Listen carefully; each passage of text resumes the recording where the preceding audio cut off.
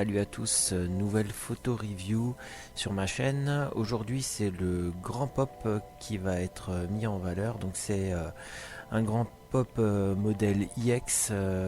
Donc c'est fait par la boîte CS Model. Donc c'est le grand pop Ares, hein, donc la version maléfique, donc qui a succédé à Sion du Bélier.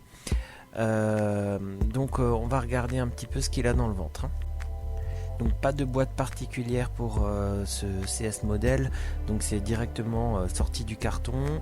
On a donc 4 petits sachets contenant les différentes pièces, hein. Donc le personnage que j'ai pris en plus, le casque dans un, l'armure on va dire dans le deuxième, plus le visage dans le troisième. Les voici déballés, on peut voir les différentes pièces, hein. Donc il y a également le collier, un cou, un corps blanc et puis une robe de belle facture.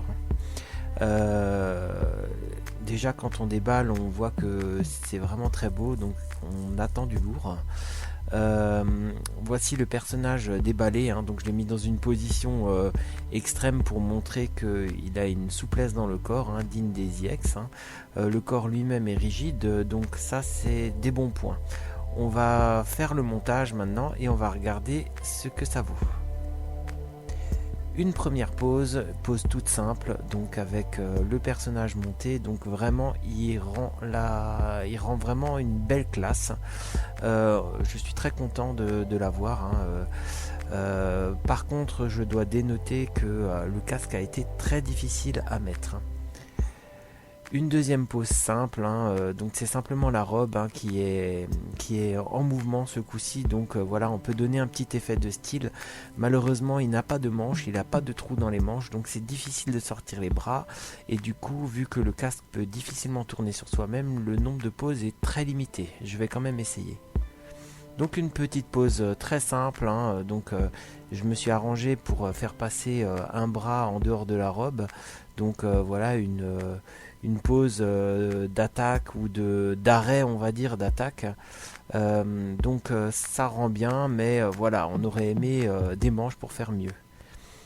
Une deuxième petite pose, une autre petite pose plutôt, tenant le collier dans la main, hein. Donc il a une main semi-ouverte, ce qui permettrait éventuellement de tenir la dague qui n'est malheureusement pas fournie. C'est l'un des problèmes de cette version CS modèle.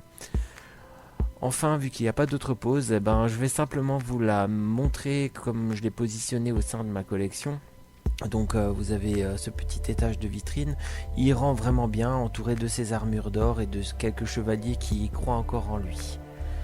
On va pouvoir passer au bilan et dire ce qu'on en pense. On passe donc à la conclusion. Donc dans le positif, hein, clairement un rendu magnifique, il va briller dans vos vitrines.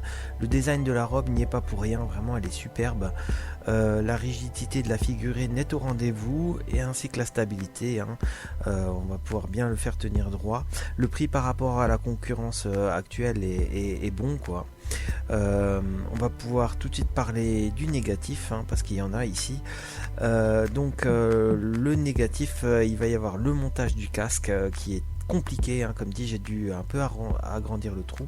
La mobilité, vu qu'il n'y a pas de manche sur la robe, on peut pas faire grand chose comme pose.